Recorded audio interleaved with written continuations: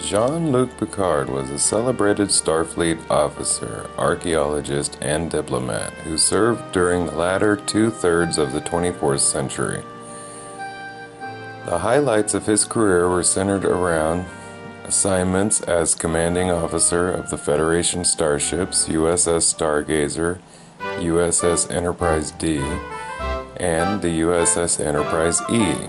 In these roles, Picard was not only witness to the major turning points of recent galactic history, but played a key role in them. From making first contact as captain of the Federation flagship with no fewer than 27 alien species, including the Ferengi and the Borg. He also became the chief contact point with the Q Continuum, and served as the arbiter of succession, where he presided over the installment of Chancellor Galron. Picard would expose the Romulan Star Empire as backers of his chief rivals, later adding Romulan underground movement as dissension to gain a toehold on the Romulan homeworld. He continued to serve as captain of the Enterprise E, the sixth Federation starship to bear its name, until at least 2379. Jean-Luc Picard was born in Le Bar, France, on Earth, to Maurice and Yvette Picard on July 13, 2305. He and his elder brother Robert spent their childhood tending to their family vineyards with their father. Concerned about the preservation of their family values, Maurice and his wife educated their sons in the ancient traditions, avoiding, in particular, any superfluous technologies.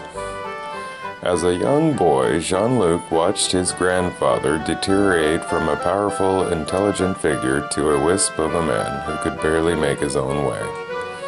Jean-Luc caused quite a stir by leaving his family generational vineyards and applying to Starfleet Academy. Although he failed to gain entry on his first attempt, Picard succeeded in his second attempt in 2323. He subsequently became one of the most outstanding candidates in his class. At the Academy, Picard developed an interest in archaeology. His professor, Richard Galen, encouraged him to continue in the field, but Picard ultimately refused the offer of becoming an archaeologist. He would, nevertheless, keep his interest in the subject, and became to be considered quite knowledgeable in the field. Picard also excelled in sports. He won the Starfleet Academy Marathon in April 2323 on Delilah II, becoming the first freshman to win the race. During a wrestling match, Picard caught a Ligurian with a reverse body pinned down in the first 14 seconds. During his sophomore year, Picard was assigned to training on Morgan 7, where he had encountered the Nausicaans who had an outpost on a nearby asteroid. Shortly upon graduation in 2327, Picard's promising career ended abruptly during a layover at Starbase Earhart. During a bar brawl over a rigged game of Domjot, he was stabbed through the heart by a Nausicaan and had to undergo emergency surgery to replace his heart. He later related to Wesley Crusher and laughed as he looked down at seeing the knife point protruding from his chest. This event helped him realize how fragile life could be, and thus made him more willing to take risks and make his mark in the universe. As an ensign, Picard was posted to the USS Reliant, where he had served with Lieutenant Nakamura. As a junior officer, Picard was the closest friend of Walter Keel, who also became friends with Jack Crusher and his fiancée Beverly Howard. Picard demonstrated his abilities in his early career, where he led an away team on Mecha 3 to save an ambassador. This incident would later be mentioned by Q as one of the cruel events forming Picard's personality. Aboard the Stargazer, Picard was assigned as a flight controller aboard the USS Stargazer in 2333 as a lieutenant commander. He assumed command of the vessel when the captain was killed on the bridge. Starfleet awarded Picard a promotion to the post of captain, making him the youngest Starfleet officer ever to attain the position. Picard remained in command of the Stargazer for 22 years. During the Cardassian Wars, the Stargazer was involved in a truce offering by the Federation. After making contact with the Cardassian warship, Picard lowered his ship's shields as a gesture of goodwill, but the Cardassian commander ignored the gesture and disabled the Stargazer's weapons and impulse engines. The Stargazer managed to regroup and flee. In 2354, Picard was on an away mission where he saved the life of a team member at the expense of another. Jack Crusher was lost in the line of duty. Picard met with Crusher's widow Beverly on Starbase 32 to present the body. In 2355, the Stargazer was seriously damaged in battle with an unknown enemy vessel, later discovered to be Ferengi ship. Picard managed to destroy the enemy vessel using the Stargazer's warp engines in a unique tactical maneuver, later named the Picard Maneuver, but was forced to abandon the Stargazer. His actions during the battle were called into question by a Starfleet prosecutor, but he was exonerated by the injury aboard. The encounter with the Ferengi vessel, later known as the Battle of Maxia, eventually came back to haunt Picard. Damon Bach, whose son was killed in the battle, twice tried to exact revenge on Picard. Captain of the Enterprise.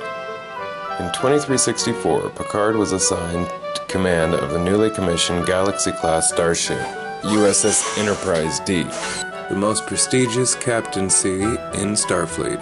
He commanded the flagship for 7 years, participating in many important missions. Among these were the defeat of the Borg invasions of 2366 and 2369, and in his command of the fleet which blockaded the Klingon-Romulan border during the Klingon Civil War. Picard handpicked most of his senior staff, such as 2 young officers who impressed him enough on their first meeting. Geordi LaForge once piloted Picard's inspection tour shuttle and stayed up all night to refit the engine part Picard had made a passing comment on. And Picard witnessed Natasha Yar risk her life to save colonists on a Carnelian minefield. He also picked William T. Riker as his first officer and promoted him to commander, sight unseen, impressed by the young officer's record of independence. Mere months after taking command, Picard was offered a promotion to the Commandant of Starfleet Academy with the rank of Admiral by Admiral Gregory Quinn, but turned it down to retain command of the Enterprise.